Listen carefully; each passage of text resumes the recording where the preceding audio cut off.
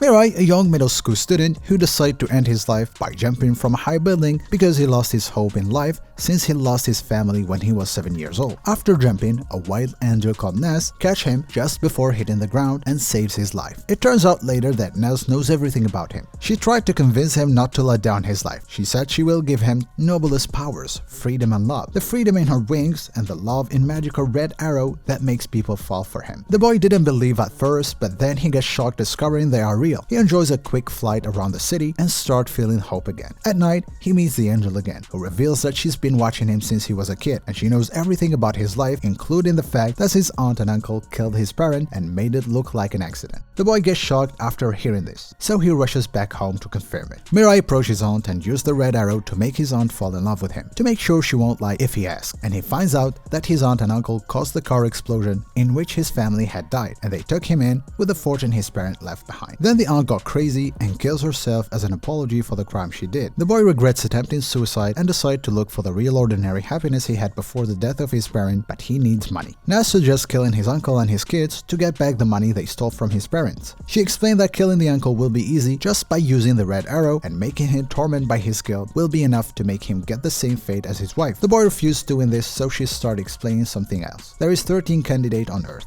They all have their angels and they have been given wings and arrows. They will all be competing to become the new leader of Earth. A flashback comes over of a man representing the figure of the old leader, explaining that he has spent his life to make the human world a better place. But now it's time to relinquish his throne to the next winner in the competition. Only 13 angels, including Ness, have been chosen to compete for the next 999 days. One of the 13 humans they choose will become the new leader. Mirai shows no intention to lead the world, and the only thing he wants is achieving happiness, and his angel accept his choice. Later, while watching TV, he discovers one of the 13 candidates, Tonmar Rodriguez, a man known how women fall for him. But the truth is that he uses his red arrow to make the most beautiful and famous females in the country fall in love with him. Mirai feels sorry for those girls, but in the next morning, while he's going to school, he finds out that Tonma had been found dead mysteriously. On his way home, the boy meets another candidate dressed in full body armor called Metropoliman, who uses red sword and white sword to save some bank robbery hostages, and people start considering him as their hero. Then he introduces himself to the news broadcast as a messenger from heaven, and he comes to Earth to defeat the 12 other candidates. Mirai realizes he's in danger now. He must stay undercover. As he gets home, he tells his angel that he will spend more time in his room to avoid being targeted. However, the entrance ceremony in high school is today, and he must be there. After thinking wisely about this topic, the boy decides to attend school because he's alive not to stay cooped up inside, but to find happiness. However, he can't take Ness with him. Luckily, his childhood crush Saki is also admitted in the same school, so he's looking forward to start a new experience. On his way to school, he sees an angel in the sky, which means one of his enemies is there for sure.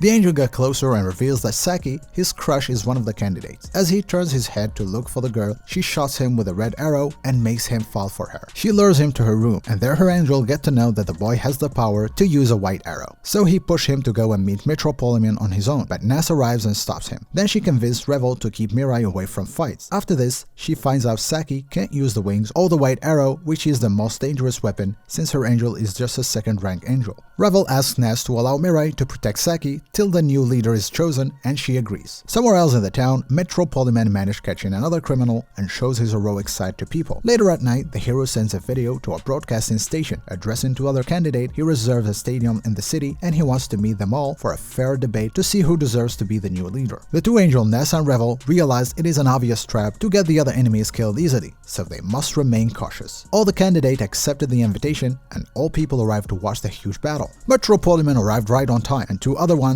volunteer to start the fight. They attack with their red arrows, but they are not strong enough to pierce through his armor. After the arrow is deflected, they realize only humans who get hit and controlled by a red arrow are able to deflect other arrows, so it's not the real Metropoliman in that suit. While the two warriors are so confused and thinking about how to kill their enemy without getting hurt, Metropoliman appears on the screen of the stadium and tells them all that the person standing down is an ordinary person who got shocked with a red arrow. He can't fly or fire any arrows. Then he disappears again, leaving the two fighters incautious. Suddenly, another candidate appears, a young schoolgirl, and she is so afraid of Metropoliman. She She asks the yellow and blue fighters to let her join their team so she can be protected since she can't use arrows. The two men agree on her request, but she must agree on hitting her by a red arrow first. Metro Polyman arrives just at the moment and stabs the girl's chest with a red arrow, making her join his team. Then he disappears again. And for more excitement, Metro Green and Metro Pink appear in the outfield. They can only use arrows, so they join the yellow and blue ones without any problem this time. However, while these four are busy and distracted, Metro Polyman switches himself with the imposter and points a red and white arrow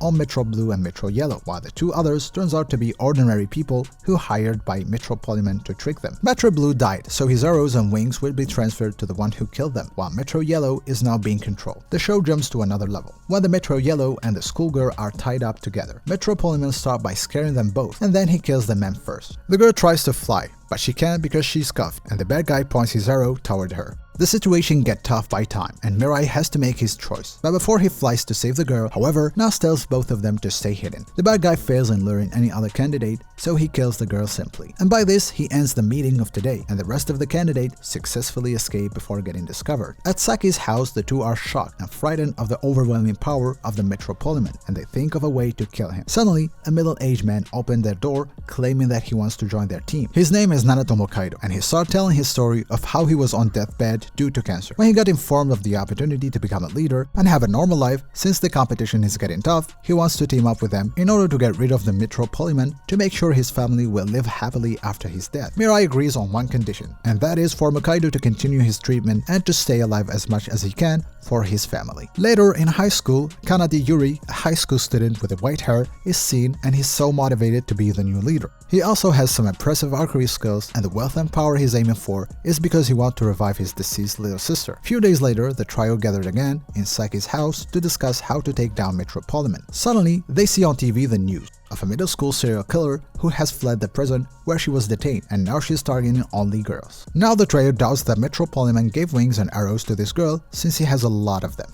After analyzing the situation, Mikaido tells the couple that at some point they must take the bait and kills the girl with the fountains for middle school girls. But Mirai panics since he doesn't want to kill anyone. In the next morning, another dead girl has been found, so the team gathers in Saki's house. Mikaido introduces Angel Barrett, then he shows them some stuff he borrowed from the self-defense forces. Quickly after, they start making their own strategies and plan to stop the middle school serial killer from killing more young girls. Suddenly, they get that the girl is discovered in the city's Grand Tower, which is an obvious trap to lure any candidates. Mikaido brought some special protective suit made of a new material that combines leather and armor fibers. They are friction resistant, impact resistant, and even stab proof. The two, Mikaido and Mirai, dressed up in costumes. As they arrive at the tower, Mirai hides himself and waits for Metro Polyman to come over, while the man talks to the criminal girl. Suddenly, the bad guy presses a button and a huge explosion happens at the top of the tower. The anime is still so long. I hope you guys enjoyed this part. See you next time with another video.